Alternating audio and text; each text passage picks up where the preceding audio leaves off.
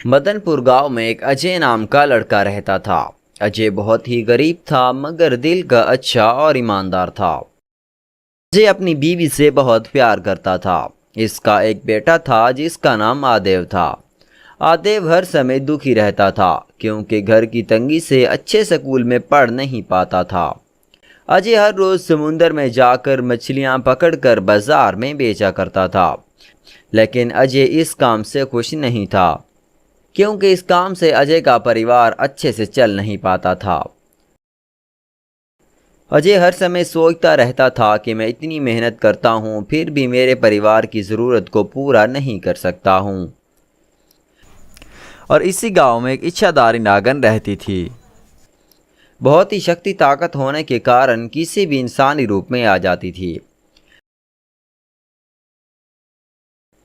नागन दिल की अच्छी थी लेकिन भूख लगने पर किसी के घर जाकर दूध पी लेती थी। अजय हर रोज की तरह समंदर जा रहा था कि रास्ते में एक बूढ़ी औरत पेड़ के नीचे बैठी हुई है। अजय बोलता है, लगता है बूढ़ी औरत बहुत परेशान नजर आ रही है, जाके पूछता हूँ क्या परेशानी है। अरे माँ जी क्या बात है, इतना परेशान दिख रही हो? इच्छाधारी नागन बोलती है। बेटा, परेशानी की कोई बात नहीं है। मुझे काफी भूख लगी है। अच्छा ये परेशानी है, मेरा घर पास है, चलो माँ जी खाना देता हूँ आपको। अजय इस बूढ़ी औरत को घर ले आता है। वो बूढ़ी नहीं थी, इच्छाधारी नागन थी। वो अपना रूप बदल कर पेड़ के नीचे बैठी थी लेकिन ये बात अजय को मालूम ना थी। फिर इस नागन को घर ले आता है। अजय की बीवी इसे खाना देती है तो खाना देते ही बूढ़ी औरत बोली, मुझे खाना नहीं चाहिए, मुझे दूध ला के दो, मैं इसे पी के चली जाऊंगी। अजय बोलता है, अरे माँ हम बहुत गरीब हैं, हमारे घर में दूध नहीं है। ये बात सुनकर बूढ़ी औरत गुस्सा हो जाती है। अगर मुझे दूध नहीं पिलाओगे तो मैं तुम्हारे बेटे को ले जाऊंगी। ऐसे कैसे ले जा सकती हो, मैं तुम्हें मार दूंगा। ये बात सुनते ही बूढ़ी औरत और गुस्सा हो जाती है। फिर नागन रूप में आ जाती है और ये नज़ारा देखकर अजय डर जाता है। अच्छा ठीक है, तुम शाम तक रुको, मैं तुम्हें दूध ला कर देता हूँ। ये बात सुनते ही नागन शांत हो जाती है और इंसानी रूप में आ जाती है। अजय के वहां से जाते ही नागन आदेव के साथ खेलती है। आदेव को नागन के साथ खेलना बहुत ही अच्छा लग रहा था। सुंदर नागर को आदेव की मासूमियत पर प्यार आ रहा था। आदेव और नागन खेलते खेलते शाम हो जाती है। कुछ देर बाद अजय अपने घर आता है, नागन को दूध देता है।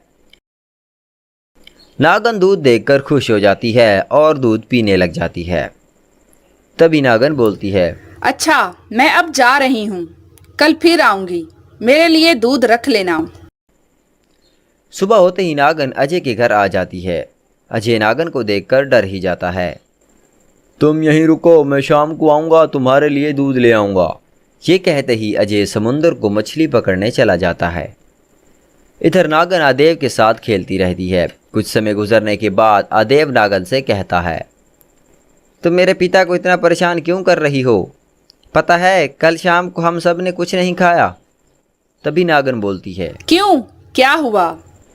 कल जिस पैसे से तूने दूध पिया है, इस पैसे से मेरा परिवार खाना खाता है। ये बात सुनते ही नागन बहुत दुखी हो जाती है। शाम होते ही अजय घर आता है और नागन को दूध देता है।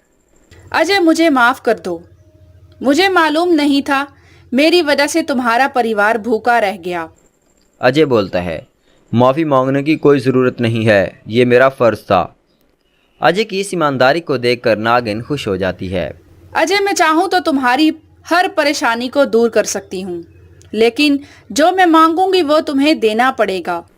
मैं तुम्हें क्या दे सकता हूँ, मेरे पास तुम्हें देने के लिए कुछ नहीं है। अच्छा ठीक है, क्या मांगती हो मांगो।